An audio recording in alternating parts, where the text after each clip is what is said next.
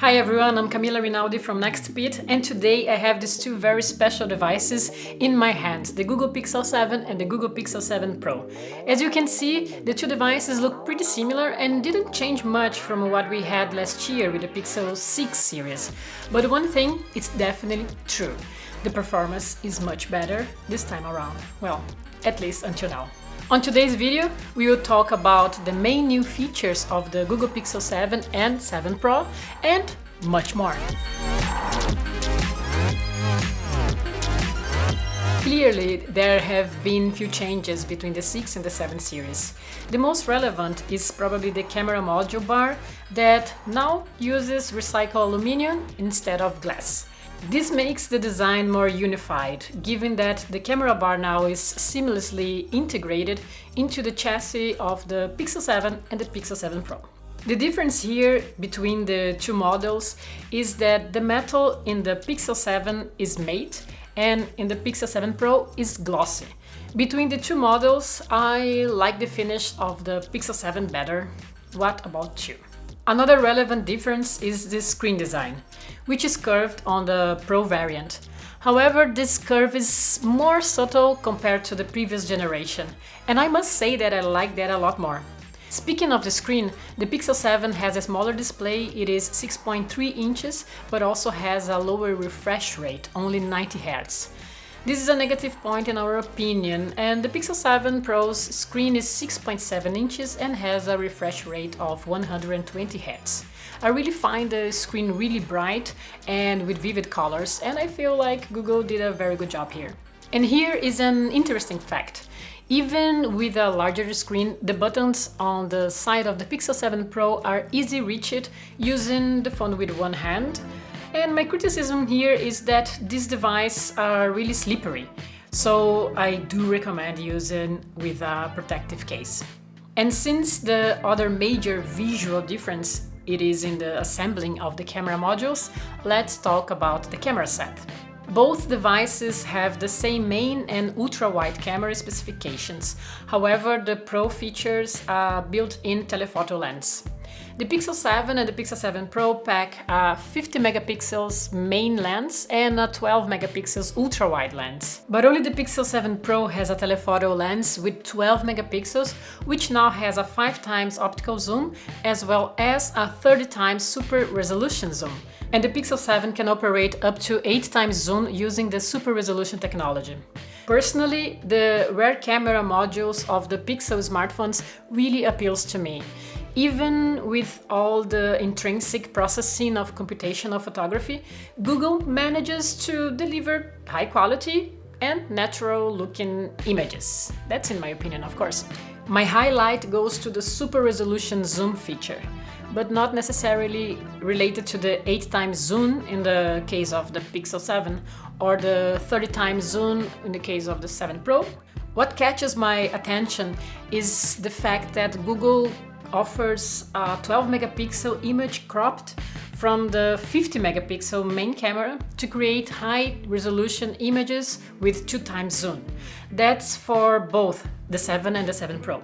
What changes, however, on the flagship model is that the telephoto camera comes into play to add even more detail as we zoom into 5, 10 or even 30 times and uses the same cropping process.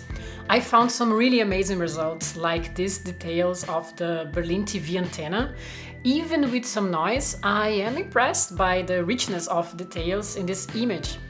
Google also announced the cinematic blur camera mode, which lets you capture high quality depth information and combine it with high image quality and high dynamic range to create videos with shallow depth of field, aka blurred background. But it only works with the main camera module, and it's not possible to edit the focus in the post-editing process like on Apple's latest iPhones that have been using cinematic mode since 2021. But I must say that in our first tests, this mode did not prove to be as effective. To learn more about the main camera functions of the new Pixels, click on the description of this video to access the full review of both models on nextpit.com. Finally, as for the selfie camera, these devices offer a 10.8 megapixel resolution and a 2D facial recognition function that works as a support for the unlocking of the device using the fingerprint sensor built in the screen. And as you can see here, it works quite well this time.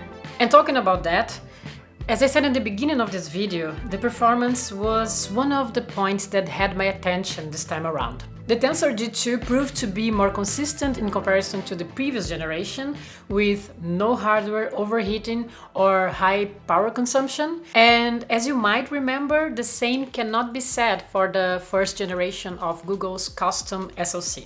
The Pixel 7 Pro performed very stable in all benchmarking results, as did the Pixel 7. However, because the vanilla model has an inferior RAM capacity, it ended up having a lower stability performance. On the other hand, when we compare the Tensor G2 results with the Apple A16 Bionic and Qualcomm Snapdragon 8 Plus Gen 1 processors, Google's processor still lags behind. When it comes to software, the Pixel 7 series runs with the pure version of Android 13 pre-installed out of the box.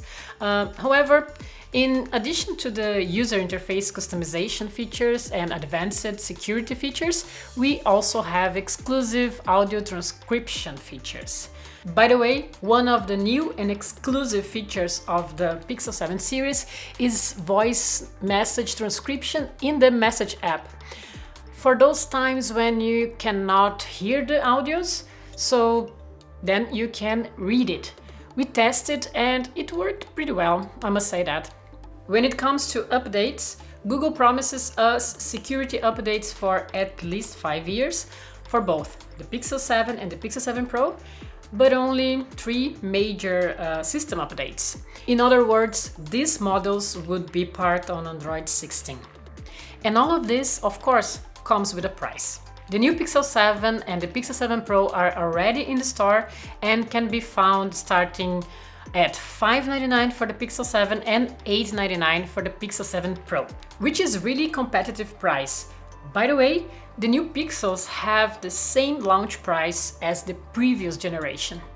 The big question here is whether the $300 difference between the Pixel 7 and the 7 Pro is justified. Between the two models, I think the better price-performance ratio is the vanilla module. However, if you want a more versatile camera and a larger screen, the Pixel 7 Pro is still an excellent choice. What is your opinion? Let me know in the comments below. Thank you so much for watching the review of the Pixel 7 series and see you next time. Bye!